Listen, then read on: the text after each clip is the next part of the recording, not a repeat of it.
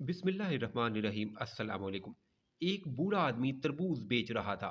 उसने बोर्ड पर लिख रखा था 3 रुपए का एक, 10 रुपए के तीन। इतने में एक नौजवान आया जो पढ़ा लिखा लग रहा था। उसने पहले 3 रुपए का एक तरबूज खरीदा, फिर 3 रुपए का दूसरा तरबूज खरीदा। ऐसे अलग अलग करके तीसरा भी 3 रुपए में खरीदा।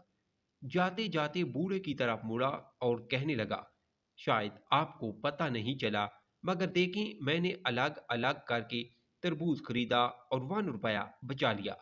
शायद ये कारोबार वगैरह आपके बस का बात नहीं। आप कोई और काम देखें अपने लिए।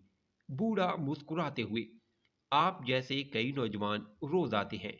उन्हें ज़रूरत एक तरबूज की होती है, मगर एक की जगह तीन तीन खरीदते हैं और जाते हुए यही मशवरा देते हैं।